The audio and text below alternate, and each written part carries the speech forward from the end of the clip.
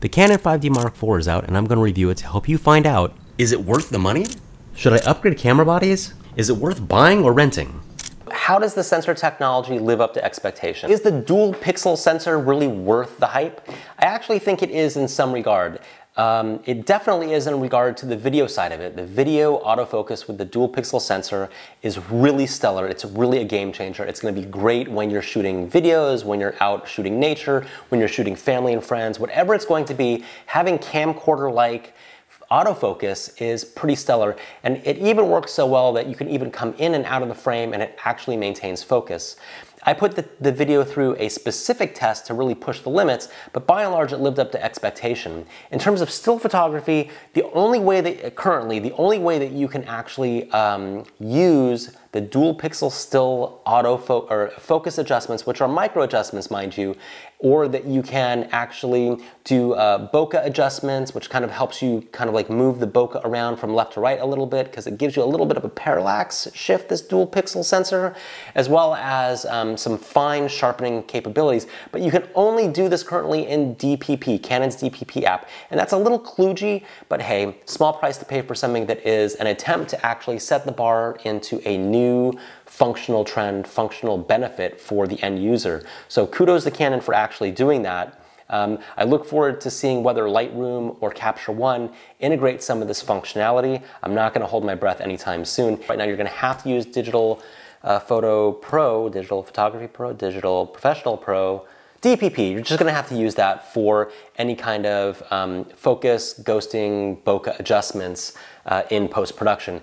Lightroom actually released the latest version of Lightroom CC that allows you to work with Canon 5D4 files, but it doesn't yet allow you to do any kind of micro adjustments using the dual pixel sensor.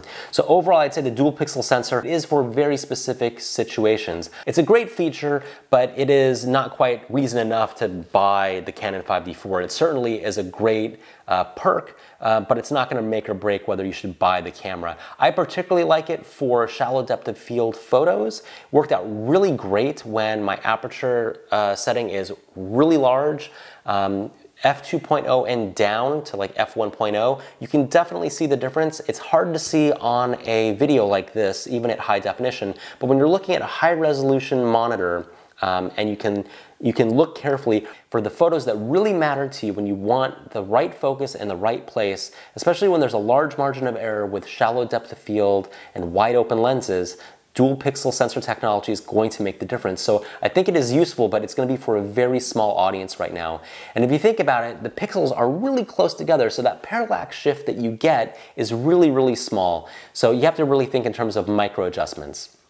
We'll see where Canon goes with it in the future. I have high hopes, but it's not like a make or break function for the camera. In regard to the sensor resolution, 30 megapixels, it is a drastic improvement over the 5D2 and 5D3. Not quite the same resolution as a Canon 5DS or 5DSR, but that is for a different type of use. And the sensor ISO sensitivity exceeds the 5DS family. It is in line with what you see with the Canon 5D family. Great for concerts, great for weddings, great for things where you have low light functionality, or you will require low light functionality.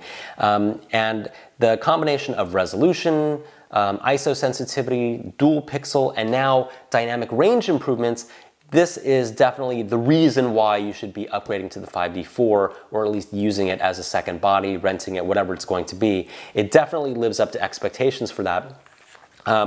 One of the things that it's really nice about the dynamic range improvement is that you can get greater information out of your shadows, and it's going to allow you to do things that you couldn't otherwise do. How does this stack up to the competition with Sony and Nikon? It is no Nikon D810 and it is no Sony A7 II, but it is very, very close, and most people, unless you're the most critical of individuals, and I think we're talking like 0.05% of people out there, really aren't going to draw on that difference. I think if you are a Canon user, or you were a Canon user and switched over, I think the Canon 5D4 is more than ample in its capabilities with dynamic range. The DxO sensor rating is around 91. The D10, Nikon D10, and the A7 II ratings are 97 and 98. They are excellent cameras. the difference that you're going to see with a lot of these manufacturers is not worth dropping thousands of dollars to switch back and forth between. But like I said, the most discerning of individual, you should still stick with what you like. I think for the vast majority of Canon shooters, this sensor is as good as it gets. It even bests the latest offering by Canon, the 1DX Mark II. So kudos to Canon for finally getting that right. I think the sensor is a drastic improvement and is probably the single most emphatic reason I can say to upgrade your camera. In regard to video functionality, you now have 4K video. You can shoot 60p, 30p, 24p at 1080. It's still going to be 24p and 30p for 4K video. You can also shoot at 720p for high-speed functionality, high-speed capture. You know, to be honest, the high-speed functionality is, you probably could get equivalent or better video functionality from an iPhone, but the convenience of having it in the 5D2 is there. Realistically, you're going to be on a professional shoot or your own shoot or something that's more meaningful to you, and this is going to give you the best capability with an interchangeable lens. I think for the most discerning of cinema shooter, you're not going to really be happy enough with the 5D4. The codec that's being used and the amount of data transfer that's happening is going to be too low. And I think what's going to happen is that people who want to shoot 4K and are happy that that's an added perk, you're going to be very content. All of the high definition 1080p functionality meets expectation. You're not going to have a problem with, and it's going to be your workhorse for video in combination with still photography. This is not a cinema-rated DSLR. It's not the old 1DC. They kind of didn't put everything into that, and the 1DC wasn't everything for everybody anyway. But by and large, if you need something that's cinema, high quality, you're gonna wanna use the old Canon C500 or the new Canon C700. But that's a whole different level of learning curve to use a cinema video camera. So by and large, the 5D4 is going to meet the vast majority of expectation. It's not going to meet that highest bar of expectation, but it will certainly do everything that you need it to do. I'm really happy to say that when it comes to accessories and additional functionality, Canon is finally getting it right. The three things that are included in this camera that weren't before is an intervalometer, there's Wi-Fi, and there's GPS. So I still am going to be using my intervalometer and cable release, but I still like that they have it in here so that I can do something on the fly if I forget. I don't want to keep moving my camera and have it shift or whatnot as I'm actually trying to fiddle with the intervalometer. I still am going to like that I can have an external control that doesn't impact the movement of the camera. The other thing that's really nice is that I don't have to buy a $1,000 attachment for wireless tethered shooting like you used to have to. Now you can actually use the built-in Wi-Fi functionality, control it with your mobile phone, or see it on your computer. The other thing that I'm really happy with is you don't need a GPS unit that attaches to your hot shoe like you used to have to. That's $300 that you don't have to spend. So, you know, I think you're saving 80 bucks on an intervalometer, you're saving $300 on a GPS unit, and you're saving $1,000 on what used to be the old Wi-Fi accessory for Canon DSLRs. Now, for people who shoot different models, that's ridiculous, of course, because it's been in other camera models for a long, long time. So from that perspective, thank you, Canon, for catching up. It's nice that this is now there. One other thing that I really like as well is that I can use the exact same battery, the LPE6 and the LPE6N, function in this camera, so I don't have to buy new batteries for everything. I also like that I can use my L-Bracket from my 5D Mark III. This is a nice perk that I don't have to spend more money. Now, the reason that you can do this is because they moved the cable release or intervalometer port to the front of the camera, and it's no longer on the side. And you'll see on this Kirk L-Bracket that I have this indentation that what used to be where the wire would go to actually plug into the camera. Now that's no longer necessary, so when I have this plugged in, it doesn't line up 100%, but it doesn't have to. It actually still functions and it's flush and I can use it without any issue. Again, it doesn't match up 100%, but who cares? The other thing that's really nice is that the battery door opens unhindered. This may not be the case for every single model or manufacturer of an L-Bracket, but it certainly does for the Kirk Photo L-Bracket, and I would imagine it's still gonna work really well for the vast majority of L-Brackets out there. So thank you, Canon, for saving me some money and not having to buy a new L-Bracket. And Thank you so much for finally getting with the program and putting GPS, NFC, and Wi-Fi into the camera body. As for the things that I don't like about the Canon 5D Mark IV, I really wish the Canon wasn't pulling their punches when it comes to video. I think it's great that they have 4K functionality. Unfortunately, it has that 1.6 plus crop on it, which is gonna really mess with your head when you're trying to switch back and forth between video and still photography. But by and large, I'm happy that they have 4K functionality. It's nice that they have high-speed capture rates as well, but I kind of don't like that they're really holding back the codecs and the transfer rates, and it just seems like they're holding back, and I don't like that. But certainly if you're in need of those functions, and I'm sure this is what Canon is banking on, that you're gonna end up using a cinema body or a cinema camera. So by and large, you're going to be using a cinema camera for that, like a C500 or a C700. The other thing that I kind of in my dream hopes for the 5D4, it was that there would be greater dynamic range. It certainly meets my expectation. It certainly is on par with what the competition is doing, but I just wish that they had leapfrogged the competition. So in that regard, they didn't quite do it, but hey, you know, that's wishful thinking and not a mandatory thing.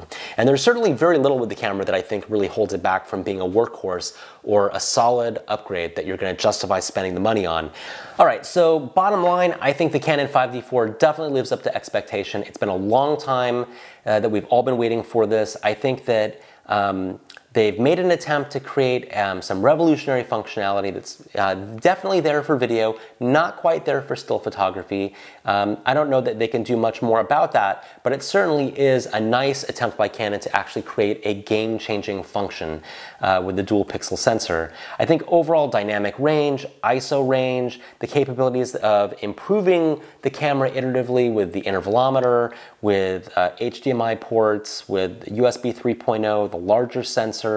I think I mentioned dynamic range, and I mentioned dynamic range. The dynamic range is much improved, and the ISO sensitivity is there. So I think that this is, by and far, would be a great purchase for anybody who's been waiting for the Canon 5D Mark IV. If you've been waiting to upgrade from the Canon 5D II, absolutely, I think it's the camera that you should be upgrading to. If you're upgrading from the Canon 5D III and you're on a budget, maybe it's not enough to get you to make the jump. I think it should be, but you certainly could rent it if you really had to try it out and to use it in certain situations and save a little money until the Canon 5D5 comes out, which at this rate probably is going to be another 2 years. So, but overall, I plan on probably using this camera a whole lot in the future. I really like how it fits into the overall Canon family range at this point. Love or hate how Canon does their Canon tiered family structure, it actually makes sense in how it's working out. It has the right amount of video, the right amount of functionality for still photography, and it's going to be great for a wide variety of shooters, whether you're an outdoor photographer, whether you're a portrait photographer, or you're a wedding photographer, concert photographer. The low light capabilities are going to be enough to make this your workhorse camera, and it's going to be exactly what you've been waiting for. So I'm happy with the Canon 5D IV. Try it out, let me know what you think. If you haven't already, please subscribe to my channel, and the link should be here, there, everywhere. And I look forward to your feedback and your comments below. And thank you very much for taking the time to watch my review of the Canon 5D IV. One thing I want to say before I sign off is thank you very much, LensRentals.com. They were able to get me the 5D IV when I needed it most to make this review. And I also really appreciate their flexibility. They extended my rental. Thank you very much, Lens Rentals. Great service, very trustworthy, and a great service to use if you're looking to rent lenses, cameras, cinema bodies, cinema cameras, all kinds of photography accessories. It's a great resource amongst many out there. And with that, I want to say thank you for watching this much of my review. If you haven't already, please subscribe to this channel. I'll put the button here or here. I'll make it flip, I guess. And if you haven't yet, check out some of my other videos. I look forward to bringing more great information about new camera technology, things I've learned as a photographer, and anything that pops into my mind. So thank you very much, and I look forward to sharing with you soon.